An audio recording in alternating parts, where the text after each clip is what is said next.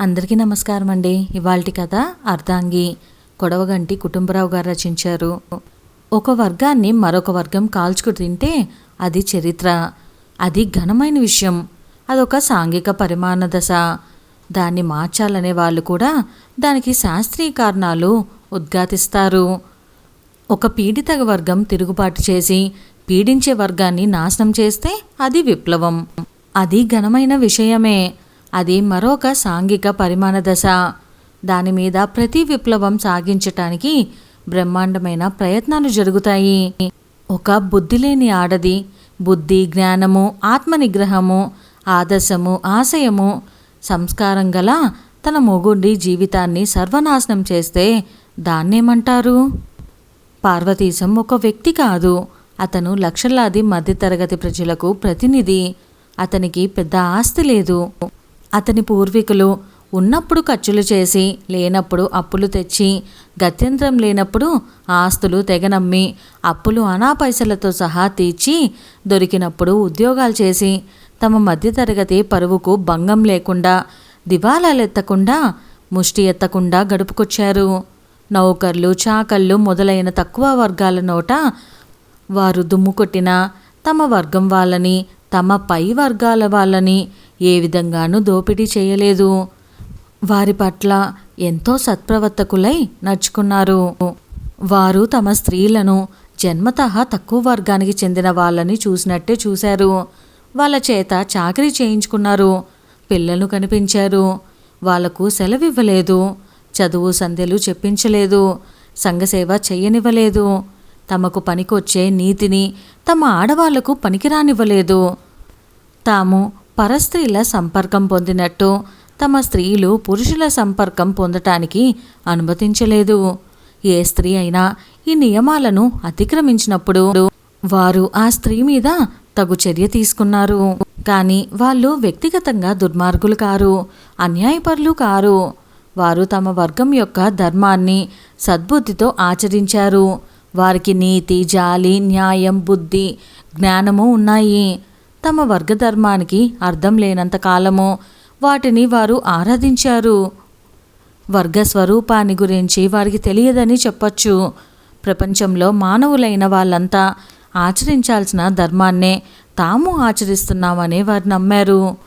సమాజంలో వ్యత్యాసాలుంటే అవి కులం వల్లనే ఏర్పడుతున్నాయని, ఆ కులాలనేమో దేవుడే స్వయంగా నిర్ణయించాడని వాళ్ళు విశ్వసించారు. కుల వ్యవస్థను కానీ వర్గ వ్యవస్థను కానీ మార్చటానికి వాళ్ళు ప్రయత్నించలేదు. ఎవరైనా మార్చటానికి ప్రయత్నిస్తే నిరోధించి ఉండేవాళ్ళు కూడాను. ఇటువంటి వాళ్లకు పుట్టాడు పార్వతీశం. 1915లో పుట్టడం చేత పార్వతీశానికి కొన్ని కొత్త లక్షణాలు అబ్బాయి.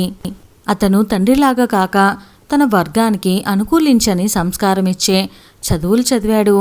దరిద్రులు దారిద్ర్యానికి, నిరక్షరుల నిరక్షరతను, స్త్రీల అధోగతిని బాధ్యత భగవంతుడిది కాదని, సంఘంలో పెద్దలైన వారిదని తెలుసుకోవటమే కాక తన వర్గం యొక్క సంస్కారాన్ని సహృదయం లేకుండా చూశాడు. అయితే పార్వతీశం విప్లవవాది మాత్రం కాదు.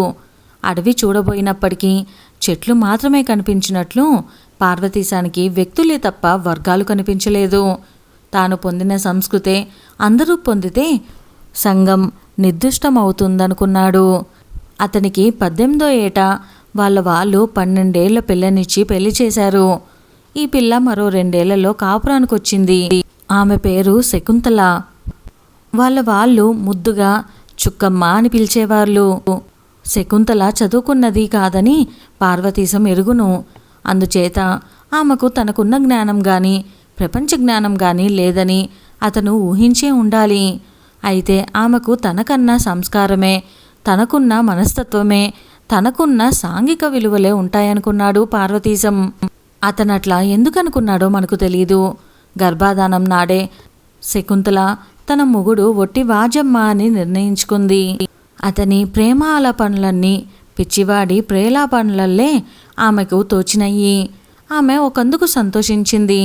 తన శరీరానికి ఈ మొగుడు దాసోహమైనట్లు కనిపించాడు. తనకు సాధారణంగా తోచే శరీరమే అతనికి అపూర్వంగా ఉన్నట్టుంది. చుక్కమ్మ కొనేవాడి అవసరం గ్రహించి ధర పెంచే వర్తకుడల్లే తన శరీరాన్ని సాధ్యమైనంత హెచ్చు ధరకు మొగుడికి విక్రయించటానికి నిశ్చయించింది. చుక్కమ్మ దృష్టిలో పార్వతీశం చదువుకొని చెడిపోయినవాడు. పెళ్ళాన్ని కామించటంతో పాటు ప్రేమించడం పార్వతీశానికి ఒక అవసరం, ఆమెకు కాదు. చివరికి ముద్దు పెట్టుకోవటం కూడా ఆమెకు ఎబ్బెట్టుగానే ఉంది. పశు సహజమైన కామసంతృప్తి మినహా ఆమెకు ఏదీ అర్థం కాదు.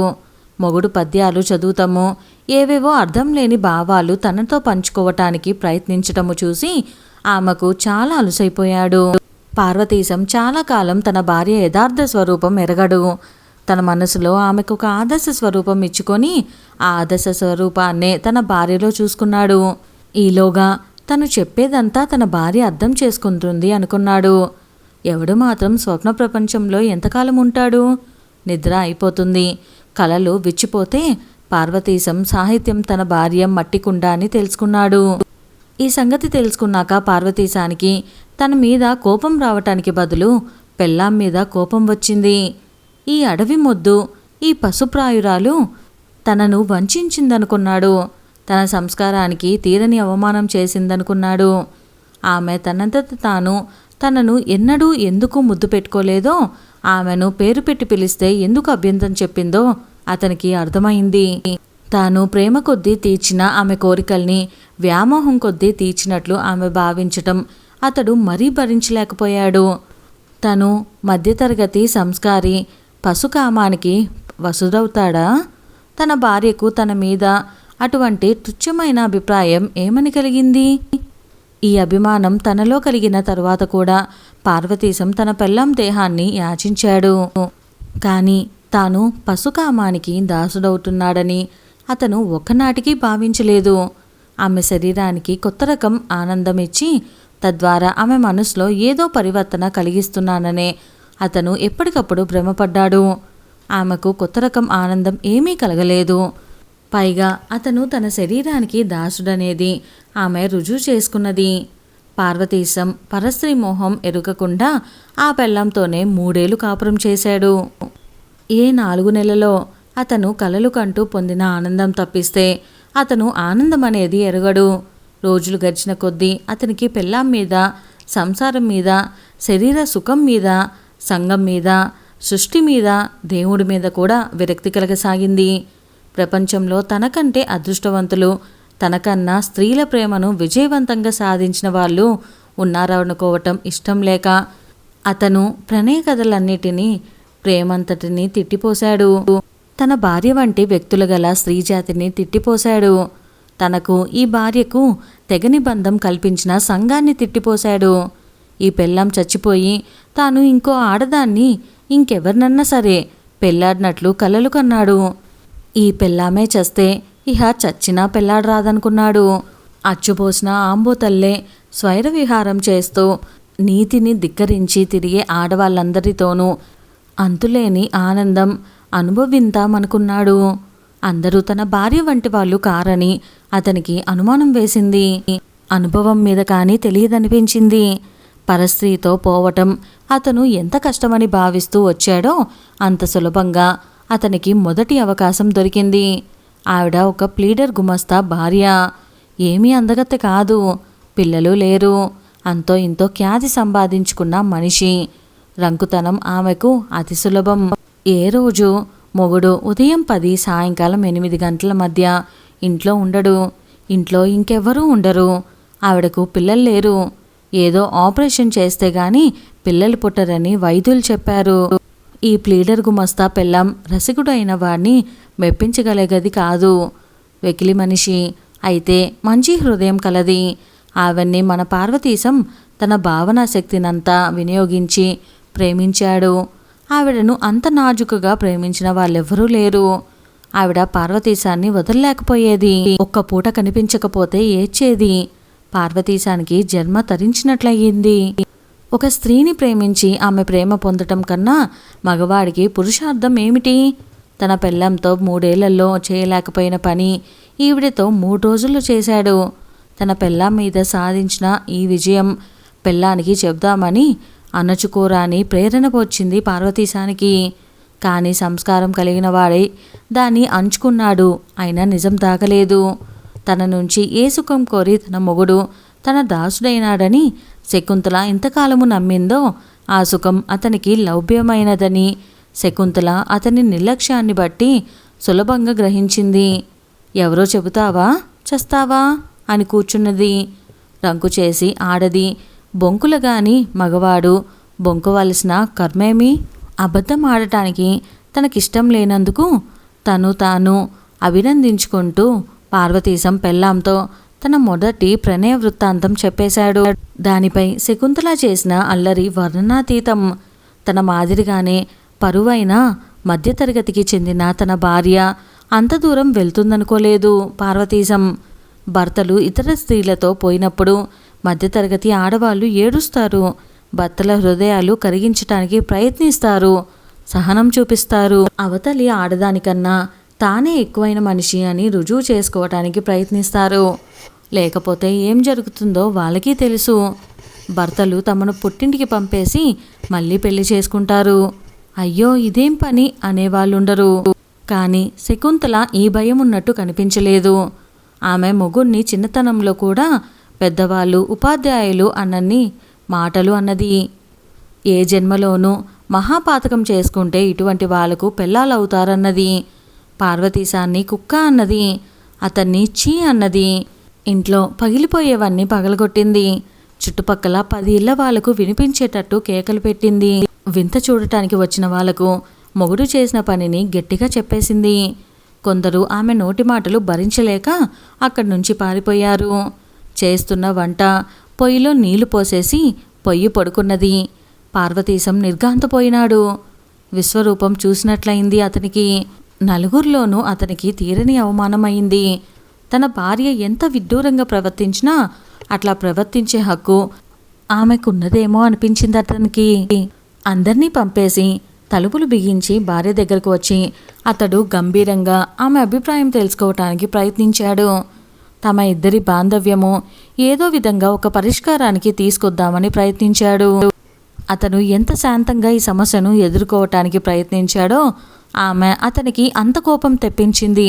ఆమెతో తర్కించటం కన్నా బుద్ధి తక్కువ లేదనిపించింది. నేను మంచివాణ్ణి కాను, నీకున్న నీతి నాకు లేదు, ఆ సంగతి నువ్వు గ్రహించావు కనుక మీ పుట్టింటికి వెళ్ళిపో అన్నాడు పార్వతీశం. అబ్బా ఆసే, నేనంత సులభంగా పోతాననా? నన్ను పంపించేసి అడ్డమైన వాళ్ళందరినీ ఇంట్లోనే తెచ్చిపెట్టుకుందామనా? ఎట్లా పెట్టుకుంటావో చూస్తాను అన్నది చుక్కమ్మ. ఉండదలుచుకున్న దానివి సుఖంగా ఉండు. ఈ తద్దినమేమిటి నాకు? తద్దినం ఎందుకు తెచ్చుకున్నారు? మీరు కనపడ్డ కుక్క వెంటల్లా పడటమేం, నేను సుఖంగా ఉండటమేం? నన్ను నిష్కారణంగా అల్లరి పెడితే నీకేం దొరుకుతుంది? అంత చెప్పకూడని పనులు చేయటమేం? చేయగలిగిందే అనుభవించటానికి అభ్యంతరమేం? నేను నీ మొహం చూడను, నీతో మాట్లాడను, నీకు నాకు సంబంధం లేదు, తెలిసిందా? ఎందుకు నువ్విక్కడ? ఇది నా ఇల్లు, నేనెందుకు పోవాలి? నేను బయటికి ఈడిస్తే ఎట్లా ఈడుస్తారో చూస్తాను. నీకు విషం పెడితే ఏం చేస్తావు? ఈ మాట అన్నారని ఇప్పుడే మా వాళ్ళకి రాస్తాను. నేను చచ్చానో మిమ్మల్ని ఉరితీస్తారు, లేకపోతే నా పేరు మారు పేరు పెట్టండి. నిన్ను రోజూ కొట్టి హింసిస్తాననుకో, నా మీద చెయ్యి వేయని చెప్తాను. మా పినమామకి రాశానంటే జైల్లో తోయిస్తారు. శకుంతలకు వేలు విడిచిన మావయ్య ఒకడున్నాడు. ఆయన పోలీసు సబ్ ఇన్స్పెక్టరు. నా వల్ల ఏమీ సుఖం లేకపోయినా ఇక్కడే ఉంటావన్నమాట. నాకేదో సుఖం వెలగబెట్టి ఏడుస్తున్నట్టు. ఏది? ఆ మంగమ్మ దగ్గరికి వెళ్ళి రోజు పడుకోవటమేనా నా సుఖం? ఛీ, సిగ్గైనా లేదు చెప్పుకోవటానికి. తన మొగుడి జీవితం నరకం చేయటానికి శకుంతల కంకణం కట్టుకున్నది. ఆ పని విజయవంతంగా సాధించింది కూడాను. అతని కోసం మగవాళ్ళను కానీ ఆడవాళ్ళు కానీ ఇంటికి రావటం లేదు. ఆమెను అతను వదిలించుకోలేడు. బయట అతనికి సుఖం లేదు. అనేక మంది స్త్రీలను ప్రేమించడానికి ప్రయత్నించాడు. అచ్చంగా ప్రేమను కోరిన స్త్రీ ఎవత్తి కూడా కనిపించలేదు. కొందరు ప్రేమ తాంబూలాలతో దక్షిణ కోరారు. మరికొందరు మొగుళ్లతో కాపురం చేసి పిల్లల తల్లులైన వాళ్ళు ప్రేమతో పాటు క్షేమం కూడా కోరారు. అన్నప్పుడల్లా వాళ్ళందరూ ఒళ్ళముకునే వాళ్ళను, ఊసుపోక రంకుతనం చేసే వాళ్ళను ప్రేమించడం కంటే రోతలేదు. తన కాపురము, తన బతుకు ప్రపంచానికంతకు తెలుసు. తన ఇంట్లో లేని సమయాల్లో శకుంతల వాడా తిరిగి తన మీద ప్రచారం చేసి వస్తుంది.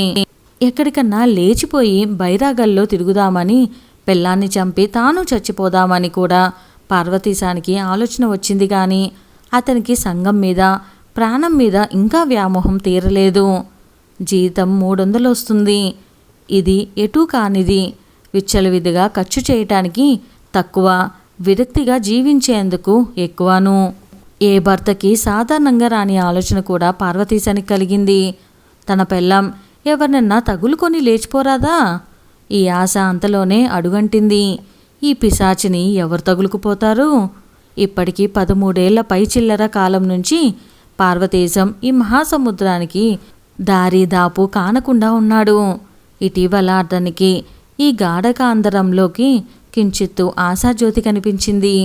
ఎవరో జ్యోతిష్కుడు అతని జాతకం చూసి జరిగిందంతా పూసగుచ్చినట్లు చెప్పి, నీకు 16 ఏళ్ల క్రితం ఆరంభమైన శని ఇంకా 3 ఏళ్లలో వదులుతుంది అని చెప్పాడు. ఎంత సంస్కారము, ఎంత ప్రణయాలు ఇవ్వలేని ఆనందం ఈ మాటతో పార్వతీశానికి కలిగింది. ఇంకా 3 ఏళ్లకు తన భార్య చచ్చిపోతుంది. మళ్ళీ తనకు పెళ్లి గీత లేదు.